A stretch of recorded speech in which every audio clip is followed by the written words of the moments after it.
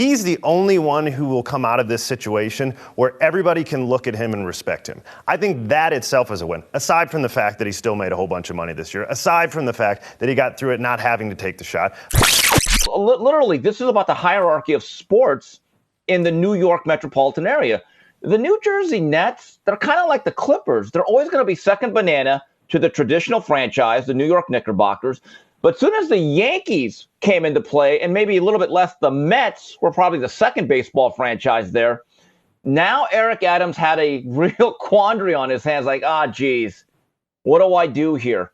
People may or may not care about the Nets, but they certainly care about the Bronx Bombers. But again, this is about the priorities in our society, Jason, because as you pointed out, look, we love sports. We made our living in sports. All these gentlemen are doing is playing a game for entertainment for millions of dollars. Is what they're doing for a profession really as important as police officers and firemen? That's the question. Once again, this is really comes down to me. The bigger story is we have some really warped priorities. You know, I think you mentioned whether or not this is a win for Kyrie. I think the biggest win is he gets to walk away with some self-respect. And most of these other guys just rolled it out, and whatever they had to do, they had to do. Kyrie actually had a reason for doing this. I got a buddy who's pretty close to Kyrie.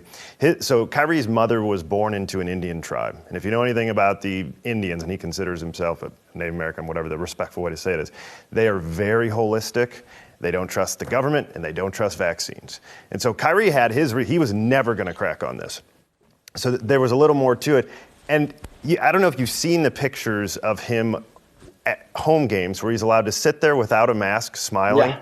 He just knows he's the only one who will come out of this situation where everybody can look at him and respect him. I think that itself is a win, aside from the fact that he still made a whole bunch of money this year, aside from the fact that he got through it not having to take the shot, aside from the fact that by the time everything's done here, he's going to get to play in the playoffs. You're going to have to show me where he lost, because I don't see a spot where he did.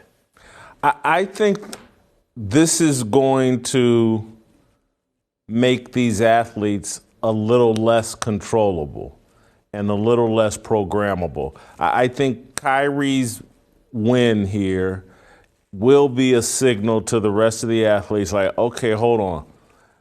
Instead of going with whatever is trending over social media, instead of concerning myself with a little social media backlash, perhaps I should put some thought into my decisions, and perhaps I should do what I actually believe, because the reason most everybody else went along is because of social media. They didn't want to take the social media hit. Kyrie took it. He took heat from Mike Wilbon and Stephen A. Smith and people shouting at him on ESPN and calling him a terrible person.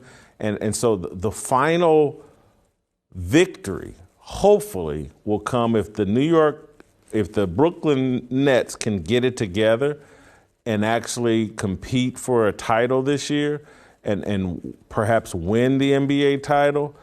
Then I think that's really going to do damage to social media's ability to continue to manipulate and control the behavior of athletes.